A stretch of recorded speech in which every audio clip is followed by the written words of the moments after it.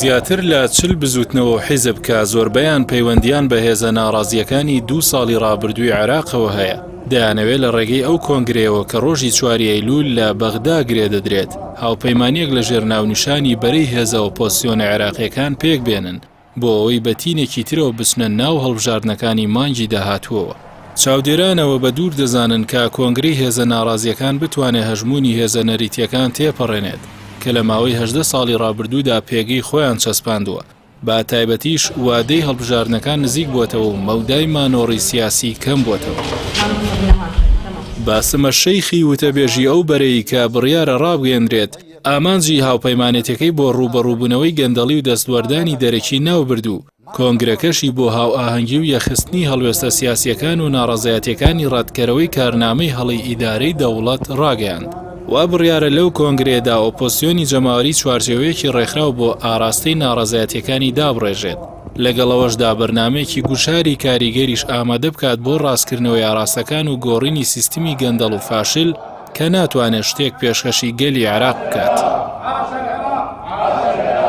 ئەو کۆنگرێ یەکەمین کۆنگرەی ئۆپۆزسیۆنە کە لە ناوخۆی عێراقدا دەبەسترێت. وا بڕیارە کەسایەتی ئەکادیمی و سیاسی و عەشایری و کەسوکاری قوربانیانی ناڕەزایەتیەکان تێیدا بەشداری بکەن.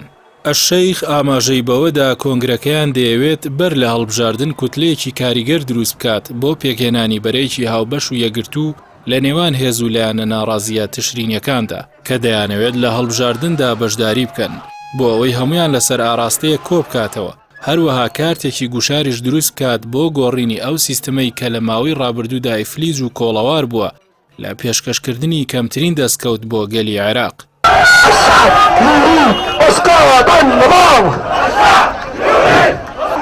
هەرچەندە ئامانجی خێرای کۆنگرەکە یەخستنی ئەو هێزە ناڕازیانەیە بۆ چوونە ناو پرۆسەی هەڵبژاردننی داهاتوو، بەڵام ئامانجی دوورمەودای هاو ئاهەنگیە بۆ یەخستنی ناڕەزایەتیە جەماوەریەکانی دوای هەڵبژاردن و پێشڕەوی و داخوازیەکانیان. بۆیە هەندێک لە چاودێران دەڵێن ئەم ئۆپۆزسیۆنە لە مەودای نزیکدا ناتوانێت کاریگەر بێت، بەڵام بەو بەردەوامیە لە داهاتوودا دەتوانێت کاریگەری و گۆڕانی ڕاستەقینە دروست بکات. بەرەی ئۆپۆزسیۆنی تشرینی خاوەنی هەزاران قوربانیە لە کوژرا و بریندار و ئەوەش کردوێت یە خاوەنی پێگەیەکی جەماوەری بەرچاو. بەڵام لە ڕووی سیاسیەوە لەمپەری زۆر لەسەر ڕێگەیدا هەیە بە تایبەتی کە داوای گۆڕانکاری ڕیشەیی دەکات. حیزبە دەسەڵاتدارەکانیش لە ماوەی 18 ساڵی ڕابردوودا پێگە و بنکەی جەماوەری و هەندێکیشیان بە پاساوی جەنگی دژە تیرۆر میلیشای خۆیان پێکهێناوە. ئەوە سەرەڕای پشتیوانی دارایی و سیاسی زۆری ناوخۆیی و دەرەکی کە ئەوە بۆ هێزە جەماوەریە نوێیەکە نییە و ناتوانن ڕوبەڕووی ئەو هەژمونگەرایە ببنەوە کە لەم هەڵبژاردنەدا ملیۆنان دۆلاریان بۆ هەڵمەتی بانگەشە تەرخان کردووە.